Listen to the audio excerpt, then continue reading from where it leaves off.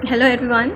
और आज की जो वीडियो है उसमें मैं अपना एंटी स्कैन का रिपोर्ट शेयर करूंगी। मेरा डबल मार्कर का रिपोर्ट अभी मैं डॉक्टर से मिलने जाऊंगी, क्योंकि वहाँ पे जो रिज़ल्ट है वो डॉक्टर को ही डायरेक्ट देते हैं। तो अभी मैं आज जाऊंगी, डबल मार्कर का रिज़ल्ट मुझे मिलेगा और डॉक्टर से फॉलोअप भी है, तो मैं उनसे रिपोर्ट वगैरह डिस्कस करूँगा, मुझे पता चलेगा। लेकिन एंटी स्कैन जो है वो मेरा 1 वीक पहले हो गया था, तो उसका तो ऑन द स्पॉट ही जो है अल्ट्रासाउंड रिपोर्ट मिल जाती है और डॉक्टर तभी बोल देते हैं कि सब नॉर्मल है, ठीक है या नहीं है।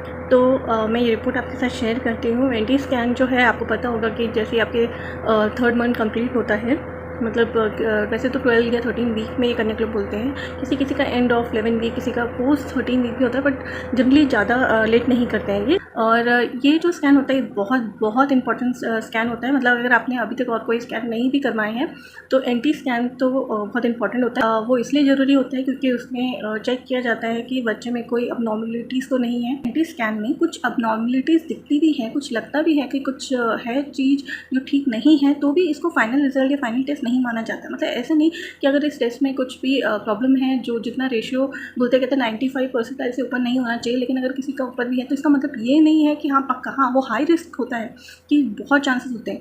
इसके बाद फर्दर टेस्ट भी ज़रूरी होते हैं कंफर्म करने के लिए। तो मेरा जो रिपोर्ट है उसमें मेरा सर्वाइकल लेंथ जो है वो नॉर्मल आया है 3.34 सेंटीमीटर। मैंने इस टाइम पे मतलब लगा लो 12 वीक से अराउंड पे जो देखा है वो इससे थोड़ा सा अबव भी देखा है, पर इसमें नॉर्मल लिमिट लिखा है।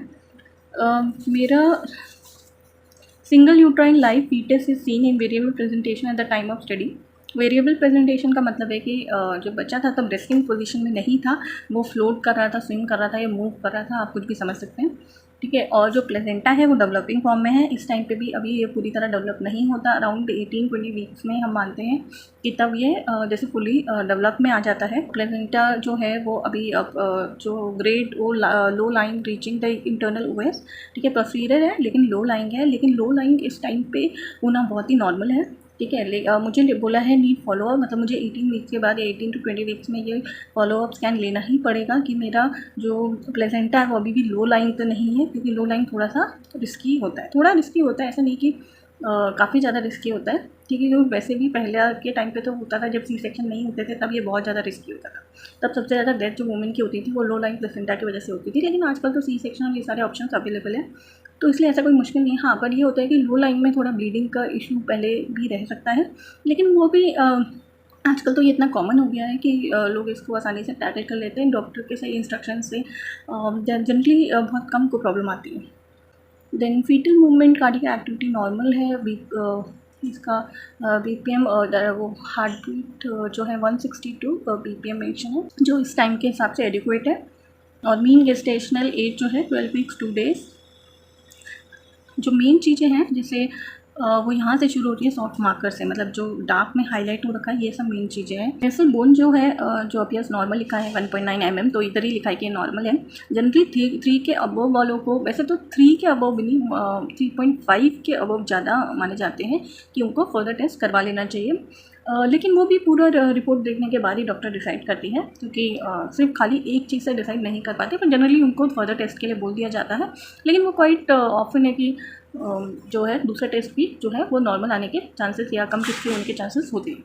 देन आता है neutral transparency measures approx 1.5 mm which is 90 below 95th centile of given CRL। मतलब जो अगर 95 से कम है, ठीक है, तो ठीक माना जाता है, ठीक है। 95 से अबव फिर हाई रिस्क में आ जाता है, लेकिन उसके लिए भी फर्दर टेस्टिंग वगैरह ज़रूरत होती है। बाकी सारी जो चीज़ें हैं आप देखोगे नॉर्मल लिमिट्स में है। Intercardial transparency measures approx 1.2 mm and is within normal limit, यहाँ पे भी लिखा है नॉर्मल लिमिट में है। एंटी स्कैन बेसिकली इन 3 चीज़ों की वजह से होता है, ट्रांसफॉर्मी 21, ट्रांसफॉर्मी 18, ट्रांसफॉर्मी 13। ये जो रिपोर्ट आई है जो मेरे हाथ में है, तो इस रिपोर्ट के हिसाब से 1 in 5000 या ऐसे करके सारे ट्रांसफॉर्मी का रिस्क इतना है। तो वो जो मैंने लेडी का इंसिडेंट बताया था उस पर ये नॉर्मल आने के बाद भी जो है वो पूरी चांसेस थे कि इनमें से एक को, ये इतने बच्चों में एक को ये तब भी हो सकता है। मेरे रिपोर्ट में प्रीक्लैम्सिया का रिस्क लिखा था, जो बीपी वगैरह जो था मेरा इस टाइम पे 130 आया था। 130 वैसे तो ज़्यादा नहीं है, लेकिन प्रेगनेंसी में इसको ज़्यादा इसलिए माना जाता है क्योंकि अभी क्योंकि तब मेरा 3rd मंथ ही कंप्लीट हुआ था, तो इस वजह से बाद में जाके ये और भी बढ़ सकता है। तो ये तो मेरे उसमें मतलब बेबी उसमें कोई रिस्क नहीं दिखाया था, लेकिन हाँ इसकी वजह से बेबी को रिस्क अभी नहीं, लेकिन बाद में अगर कोई ऐसा ब्लड प्रेशर से रिलेटेड मुझे इशू रहा तो ये प्रॉब्लम थोड़ा हो सकता है। तो उसमें मेरे को हाई रिस्क लिखा है, आप देखोगे तो नीचे भी मेंशन किया है increase risk for developing PE before 37 weeks. ठीक है, ये जो रिस्क होता है ये बीपी का ही मेन होता है। और वैसे भी फ्रोजन एम्ब्रियो ट्रांसफ़र में बीपी या आईवीएफ प्रेगनेंसी में पीपी वगैरह का इशू काफ़ी पेशेंट्स को रहता है, लेकिन हाँ, इसका मतलब ये नहीं कि सभी को होता है। अब ये मत मान लेना कि आईवीएफ प्रेगनेंसी में तो होता ही होता है, नहीं, लेकिन काफ़ी को रिस्क हो जाता है। इस वीडियो में मैं अपने डबल मार्कर का जो रिज़ल्ट है वो भी शो करूँगी। मुझे आज ही वो रिज़ल्ट मिलने वाला है, तो मैं थोड़ी टेंस्ड हूँ, क्योंकि ज़रूरी नहीं है कि अगर एंटी स्कैन में नॉर्मल आया है तो डबल मार्कर में भी ऐसा हो। तो डबल मार्कर भी बहुत बहुत इम्पोर्टेंट टेस्ट है और उसमें भी सब नेगेटिव ही आना चाहिए। और आप लोग मेरा प्रे करें कि सब कुछ ठीक हो। ठीक है, डबल मार्कर भी नेगेटिव आए, जैसे एंटी स्कैन भी मेरा सही आया है, वैसे वो भी सही आए।